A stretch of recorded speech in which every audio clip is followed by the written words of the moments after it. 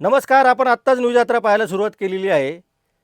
दिल्लीतील जंतर मंतर येथील आंदोलनासंदर्भातील सर्वात महत्त्वाची अपडेट जर काही असेल तर ती हीच आहे की या आंदोलनाचे जे नेते आहेत अभिजित दीपके यांनी एक ट्विट केलेलं आहे आणि त्यांनी असं जाहीर केलेलं आहे की सोनम वांगचुक यांनी उपोषण मागे घेतलेलं असलं तरीही आंदोलन संपलेलं नाही. शिक्षण मंत्री धर्मेंद्र प्रधान यांचा राजीनामा होईपर्यंत जंतर मंतरवर ही तरुणाई तशीच आंदोलन करणार आहे. त्यामुळे हे महत्त्वाचं अपडेट आहे. आज जर मीडियातल्या बातम्या आपण बघितल्या आणि वर्तमानपत्र जर वाचली तर असं वाटतं की दिल्लीमधलं आंदोलन संपलेलं आहे. त्यांच्या मागण्या पूर्ण झालेल्या आहेत.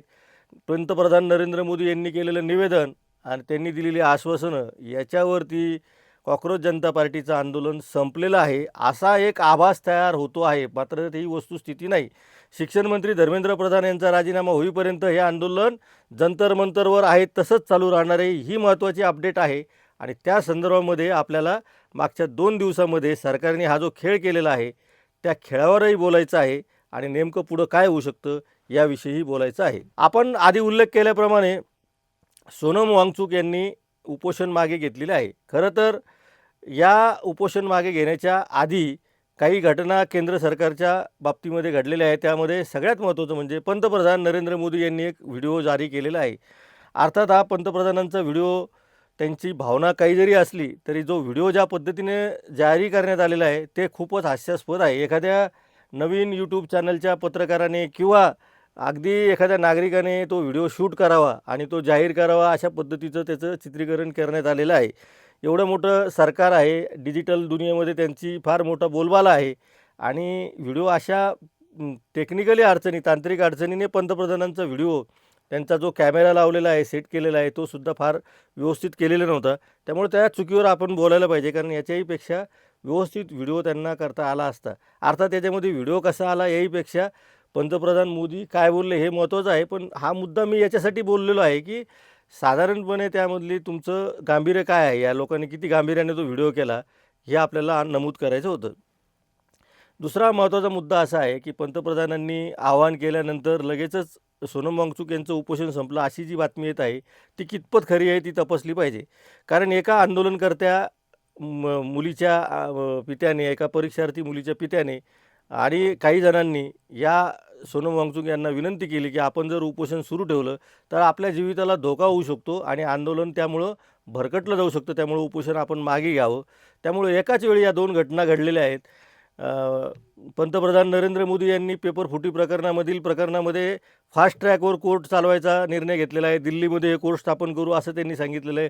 स्वतः व्हिडिओ त्यांनी जारी केलेला आहे आणि वेगवेगळ्या पद्धतीची आश्वासने त्यांनी दिलेली आहे. विशेषतः केंद्र सरकारच्या शिक्षण मंत्रालयातील 2 मोठ्या अधिकाऱ्यांच्या त्यांनी तातडीने बदल्या केलेल्या आहेत. त्यांची तिथून उचलबांगडी केलेली आहेत. पण या कारवाईवर समाधान झालं म्हणून सोनम वांगचुक यांनी उपोषण सोडलं असं म्हणणं म्हणजे धादांत धूळफेक आहे. त्यामुळं असं काही घडलेलं नाही. त्यांची जी मूळ मागणी आहे शिक्षण मंत्री धर्मेंद्र प्रधान यांचा राजीनामा घ्यावा ती मागणी अजूनही तशीच कायम आहे, हे लक्षात घेतलं पाहिजे. आता उपोषण कोणत्या कारणामुळं मागे घेतले त्याच्यामध्ये स्ट्रॅटेजिकली अनेक गोष्टी येऊ शकतात. पण ठीक आहे, सोनम वांगचुक यांचं स्वतःचंच म्हणणं असं आहे की सरकारने सकारात्मक प्रतिसाद दिलेला आहे त्यामुळं आपण तूर्तास आपण उपोषण मागे घेऊ आहे. त्यामुळं उपोषण मागे घेतलं म्हणजे आंदोलन संपलं असा जो काही कयास लावला जातो आहे तो पूर्णतः चुकीचा आहे.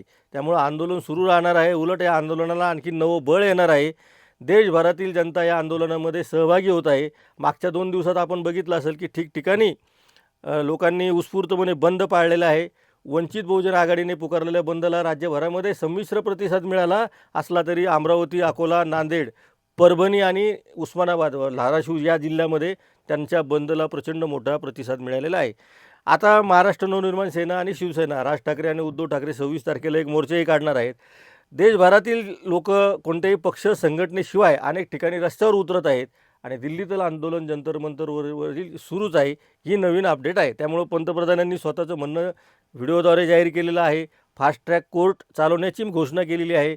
दुसऱ्या बाजूने 2 शिक्षण अधिकाऱ्यांच्या बदल्या केलेल्या आहेत. ही जरी वस्तुस्थिती असली तरी सोनम वांगचुक यांचं उपोषण मागे घेण्यासाठी अनेक कारणं आहेत. त्यातलं एक कारण म्हणजे हे आंदोलन त्यांना पुढं नेटानं न्यायचं आहे आणि शिक्षण मंत्री धर्मेंद्र प्रधानांचा राजीनामा घ्यायचाच आहे.